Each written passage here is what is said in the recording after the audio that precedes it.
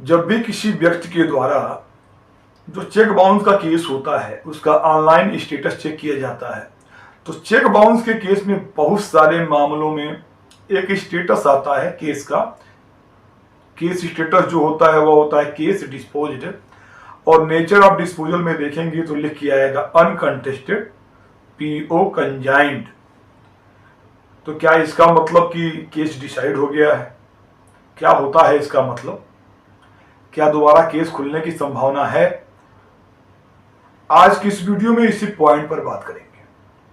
देखिए, case dispose का मतलब सभी मामले में यह नहीं होता कि केस का ही डिसीजन हो गया है, केस को निस्तारित कर दिया गया है। उसका सबसे बढ़िया उदाहरण है आज का जो स्टेटस है वह है। इसमें क्या लिखा गया है नेचर ऑफ डिस्पोजल में? अनकंटेस्टेड, यानी कोई विरोध नहीं हुआ है कि दूसरी पार्टी के द्वारा। पीओ का फुल फॉर्म होता है प्रोक्लेम्ड ऑफेंडर, यानी कोर्ट के द्वारा जब किसी को भगोड़ा घोषित किया जाता है तो उसको पीओ कहते हैं। कंजाइन का मतलब होता है कि कोर्ट के द्वारा जो फाइल रिकॉर्ड रूम में भेज दी जाती है कोर्ट के, उसको कंजाइन बोलते हैं, फाइल का कंजाइन। और फाइल का कंजाइनमेंट होता क्यों है? जब केस का निस्तारण हो जाता है तो उसके बाद कंजाइन किया जाता है, या केस की प्रोसीडिंग अगर रोक दी जाती है कुछ समय के लिए, जो कि निर्धारित समय नहीं होता, जहां फिक्स एक सर्टेन टाइम नहीं है, तो उस केस में भी कोर्ट क्या करती है? फाइल का कंजाइन कर देती है। तब होता क्या है इस केस में, इसको देखते हैं। किसी मामले में कोई चेक बाउंस हुआ, तो जब चेक बाउंस होता है तो उसमें जिसका चेक बाउंस हुआ है वह केस, चेक बाउंस का केस कोर्ट में फाइल करता है। किसके खिलाफ? जिस व्यक्ति ने चेक दिया है उस व्यक्ति को।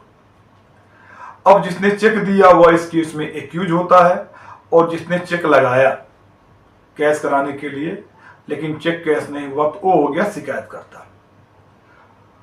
अब कोर्ट में जब केस आता है तो कोर्ट इस बात को देखती है, रीजन जानती है कि आखिर जो चेक जो हुआ था वह कैश क्यों नहीं हुआ।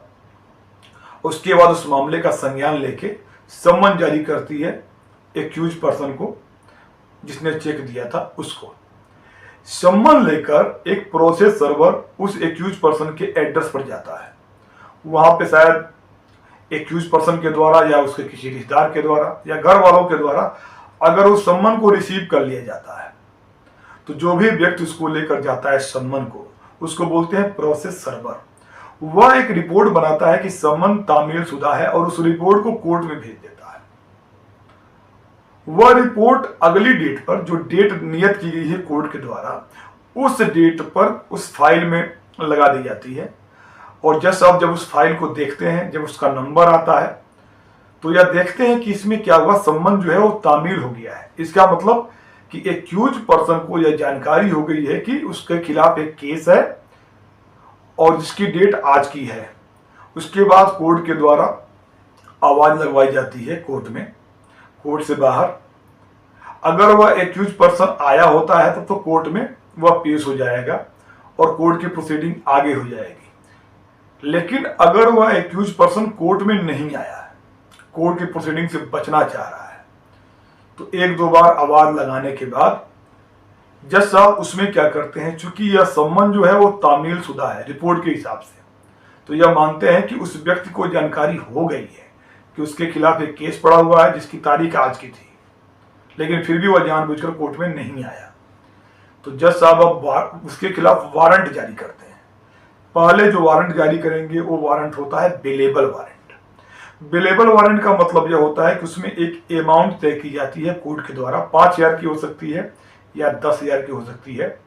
उसमें जो प्रोसेस सर्वर जो लेकर वारंट लेकर जाएंगे, जो पुलिसकर्मी उस एक्यूज के घर, तो वहां पे अगर एक्यूज मिल गया तो उसको अपनी एक जमानत देनी होती है, किसी व्यक्ति को बुलाना होता है जो उस एक्यूज की जमानत लेगा, वहीं पर घर पर ही जमानत लेगा। उसके लिए उसको पैसे देने की आवश्यकता नहीं होती है, उसको अपना एक आधार कार्ड देना होता है और एक स्टेटमेंट लिखना होता है कि अगर यह व्यक्ति कोर्ट में नहीं जाएगा तो जितनी अमाउंट लिखी गई है कोर्ट मुझसे वह अमाउंट जमा करा सकती है, मैं इसकी जिम्मेदारी लेता हूं कि यह कोर्ट में हाजिर हो जाएगा। लेकिन अगर एक्यूज पर्सन अगर नहीं मिलता है तो घर पे जो भी मिलता है उसको यह सूचना दे दी जाती है कि अगली तारीख कब की है, और यह रिपोर्ट बनाकर जो भी प्रोसेस सर्वर होते हैं उनके द्वारा कोर्ट में भेज दिया जाता है। उस डेट पर भी कोर्ट के द्वारा देखा जाता है, रिपोर्ट को पढ़ा जाता है कि इस बार भी जानकारी दी गई थी, लेकिन एक्यूज पर्सन अभी भी कोर्ट में नहीं आया। तो उसके बाद कोर्ट जारी करती है non bailable warrant. Non bailable warrant में पुलिस के पास यह पावर होता है कि उस व्यक्ति को अरेस्ट करके कोर्ट में ले आए, लेकिन वह व्यक्ति फरार हो जाता है, अपने आप को बचाता है, पुलिस के हाथ नहीं लगता। तो पुलिस एक रिपोर्ट बना के भेज देती है कि अभी यह व्यक्ति गिरफ्तार नहीं हो पाया है, अपने आप को बचा रहा है, जानबूझकर घर से फरार चल रहा है। तो कोर्ट नॉन बेलेबल वारंट एक बार और जारी कर सकती है, मोस्टली 2 बार जारी करती है, लेकिन दोनों बार भी अगर वह व्यक्ति अपने आप को कोर्ट में हाजिर नहीं करता है तो उसके बाद जो 82 की प्रोसीडिंग होती है, 82 CRPC की जो प्रोसीडिंग होती है उसको शुरू करती है कोर्ट। वही उसी को बोला जाता है PO की प्रोसीडिंग। इसमें कोर्ट ऑर्डर करती है कि यथासंभव जो जगह है घर के आसपास यह एक सूचना प्रकाशित कर दिया जाए, जिसमें 30 दिन का समय दे दिया जाए उस व्यक्ति को, अदालत में हाजिर होने की घोषणा कर दी जाती है। तो उसके लिए लोकल पेपर में पब्लिकेशन भी होता है, उस व्यक्ति के घर के आसपास कोई ऐसी जगह पर इस घोषणा को चस्पा कर दी जाती है कि कोई भी आता जाता व्यक्ति यह देखे, चाहे वह भी व्यक्ति इसको देख सकता है कि इस कोर्ट की डेट कब नियत की गई है, वह इस कोर्ट की डेट से पहले भी कोर्ट में आकर सरेंडर कर अपना कोर्ट की प्रोसीडिंग को कंटिन्यू कर सकता है। तो उस व्यक्ति से यह अपेक्षा की जाती है कि जो दिया गया समय है उस समय के अंदर अपने आप को कोर्ट में हाजिर करके कोर्ट की प्रोसीडिंग को अटेंड कर लेगा। लेकिन वह समय भी निकल जाने के बाद भी अगर वह व्यक्ति कोर्ट में हाजिर नहीं होता है तो उस डेट पर, जो डेट कोर्ट के द्वारा लगाई गई है, जो प्रोसेस सर्वर जो होते हैं उन जिन्होंने ये सब प्रोसीडिंग की है, जो घोषणा को जो उन्होंने चस्पा किया है लोकल जगह पर, उनका एक स्टेटमेंट कोर्ट में दर्ज कराया जाता है। और जो उसके एविडेंसेज हैं, अगर किसी पेपर में पब्लिकेशन में इसकी घोषणा की गई है तो उसकी कॉपी, और अगर कोई फोटोग्राफ है जो चस्पा किया गया है तो उसकी फोटोग्राफ की कॉपी रिकॉर्ड पे लेते हुए और उनका स्टेटमेंट दर्ज करते हुए उस अपराधी को, एक्यूज पर्सन को PO डिक्लेयर कर देती है। जब PO डिक्लेयर किया तो इसमें दूसरे पार्टी के द्वारा तो कोई अपोज की हाजिर ही नहीं हुआ, तो अपोज तो होने का मतलब ही नहीं है। इसलिए ऐसे मामलों में अनकंटेस्टेड लिखा जाता है। PO का मतलब कि उस आदमी को कोर्ट ने भगोड़ा घोषित कर दिया गया है, और कंजाइन इसी स्टेज पर फाइल को कंजाइन करके कोर्ट के रिकॉर्ड में भेज दिया जाता है।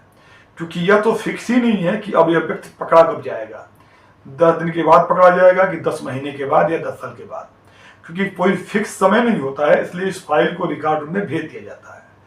तो इसका मतलब यह नहीं है कि किसी व्यक्ति को अगर PO डिक्लेयर कर दिया गया है कोर्ट के द्वारा, यानी भगोड़ा घोषित कर दिया गया है, तो उसका केस खत्म हो गया है। जब भी वह व्यक्ति पकड़ा जाएगा तो उसको कोर्ट में लाया जाएगा इस केस में, और उसकी प्रोसीडिंग, तब यह फाइल को दोबारा रिकॉर्ड उनसे कोर्ट मंगाएगी, और मंगाने के बाद कोर्ट की आगे की जो प्रोसीडिंग है वह आगे कंटिन्यू हो जाएगी वहीं से। तो इसका मतलब यह हुआ कि जिसके भी केस में यह स्टेटस आ रहा है, केस डिस्पोज्ड, अनकंटेस्टेड, PO कंजाइंड, इसका मतलब केस खत्म नहीं हुआ है। बस जो अपराधी था इसमें, उसकी जो प्रेजेंस है कोर्ट में, वह प्रेजेंस नहीं हो रही थी, इसके वजह से उसको फरार घोषित कर दिया गया, उसको भगोड़ा घोषित कर दिया गया।